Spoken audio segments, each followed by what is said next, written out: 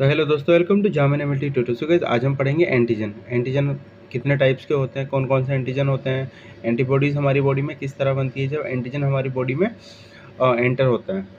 तो यार सबसे पहले देखिए, antigen is a large molecule of protein. Antigen क्या होता है? प्रोटीन का एक लार्ज मॉलिक्यूल होता है present on the surface of pathogen, जो कि पैथोजन की सरफेस पर प्रेजेंट होता है।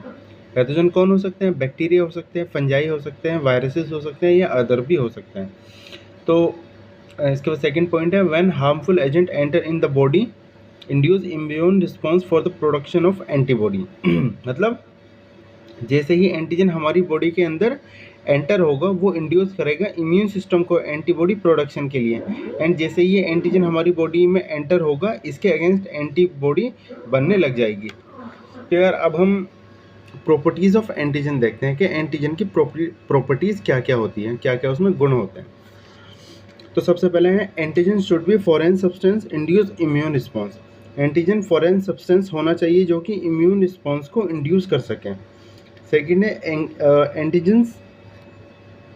फिर इसके बाद सेकंड है हमारा, antigens are mainly protein and polysaccharide. Antigen जो होते हैं वो मेनली प्रोटीन होते हैं और पॉलीसेकेराइड्स होते हैं। इसके बाद थर्ड पॉइंट है, antigens are species specific. Antigens जो होते हैं वो स्पीसीज के स्पेसिफिक होते हैं। ओके गाइज, इसके बाद हमारे यहाँ पे 4 पॉइंट आता है, द एपिटोप और एंटीजेनिक डिटर्मिनेंट्स।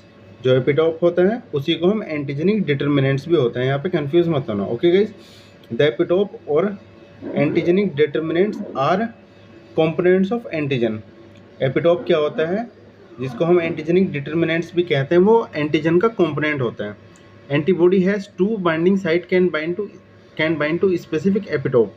एंटीबॉडी में क्या होती है, 2 बाइंडिंग साइट होती है, यूजुअली 2 होती है, बट अगर एंटीबॉडी पेंटामर है, जैसे आईजीएम पेंटामर है, तो उसमें 5 बाइंडिंग साइट होती है।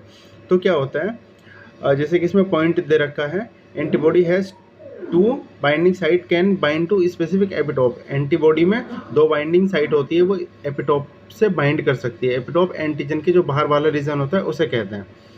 देन इसके बाद थर्ड वाला पॉइंट है हमारा, antigen combine with antibody with the lock and की सिस्टम।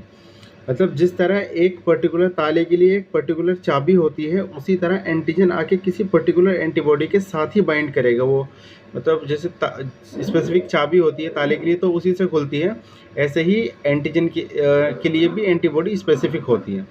ओके गाइज, ये एंटीजन की एक प्रॉपर्टी है कि ये एंटीजन स्पीसीज स्पेसिफिक होता है। ओके गाइज, इसके बाद हम देखते हैं type of antigen. Type of antigen में सबसे पहले आता है कंप्लीट एंटीजन। कंप्लीट एंटीजन होता है which can induce antibody formation by themselves and can react specifically with these antibodies.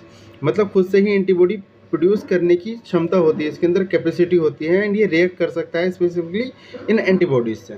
इसे किसी की ज़रूरत नहीं होती, ये कंप्लीट एंटीजन होता है, खुद ये एंटीबॉडी प्रोड्यूस करने की ताकत रखता है। इसके बाद सेकंड पे है हेप्टेन। हेप्टेन होता है which can't induce antibody on its own but become immunogenic when linked to protein called carrier protein antibody produced against antigen and carrier protein। यानी खुद से एंटीबॉडी प्रोड्यूस नहीं कर सकता, इसमें इतनी कैपेबिलिटी नहीं होती है कि ये खुद से एंटीबॉडी प्रोड्यूस कर सके हेप्टेन एंटीजन, लेकिन ये इम्यूनोजेनिक हो सकता है जब कैरियर प्रोटीन से लिंक कर दिया जाए। अगर इसको कैरियर प्रोटीन से लिंक कर दिया जाए तो ये इम्यूनोजेनिक बन जाता है, अगर इसे कैरियर प्रोटीन से लिंक कर दिया जाए। अब क्या होगा, अब एंटीबॉडी एंटीजन के अगेंस्ट तो बनेगी ही, इस कैरियर प्रोटीन के अगेंस्ट भी एंटीबॉडी बनने लग जाएगी। मतलब कैरियर प्रोटीन के अगेंस्ट भी एंटीबॉडी बनेगी।